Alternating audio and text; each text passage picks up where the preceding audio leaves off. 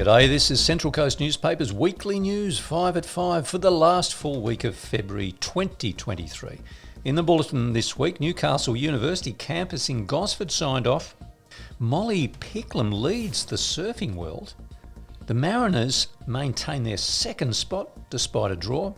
Gardens with Cheralyn and the Central Coast's own float in this weekend's Mardi Gras.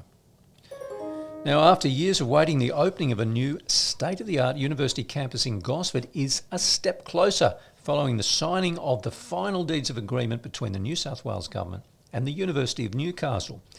Minister for Infrastructure, City and Active Transport Rob Stokes was on the coast this week to make the announcement together with colleagues. Today, and I'm very pleased to announce that after a long period of negotiation, we're now in a position there. The memorandum of understanding has been concluded with the University of Newcastle, so we can get on with building the new campus, urban campus for the University of Newcastle in the centre of the Central Coast city here in Gosford, with the conversion of the old Mitre 10 site on Man Street, right in the heart of Gosford, right near the railway station.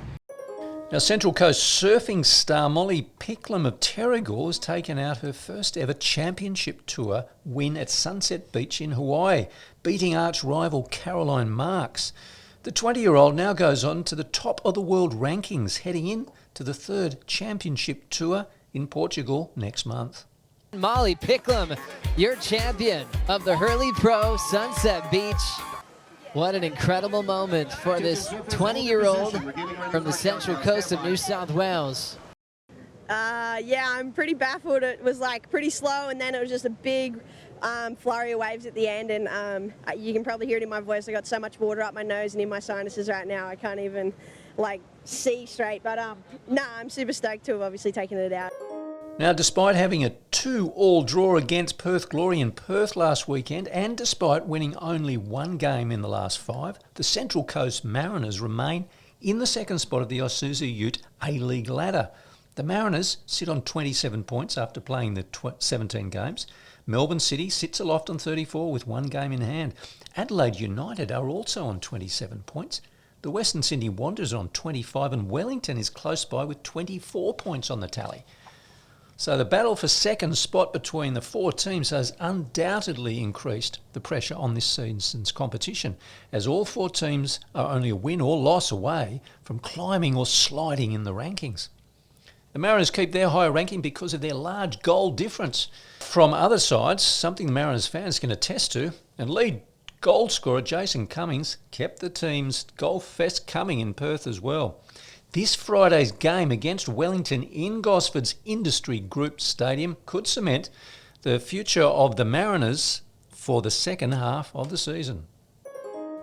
Now let's head over to Cheralyn to see what's happening in gardening news. I'm Cheralyn Darcy, and this is the gardening news. The Woy Woy Produce Swap is on between 10 and 11 a.m. on Sunday the 26th of Feb. It's at the Woy Woy Peninsula Community Garden. Bring along your produce to swap, or just come and have a look and meet the local growers in your area. The Bonsai Open, which is hosted by the Central Coast Bonsai Club, is on Saturday the 4th of March and Sunday the 5th of March at the Mingara Event Centre. Along with sales and competition, there'll be demonstrations across the weekend from some of the country's finest bonsai artists. The Gardening Gang, which I'm a part of from Coast FM, will also be broadcasting live on the Saturday between 8 and 10 a.m. Tickets are at the door, $7 for adults, and kids are free.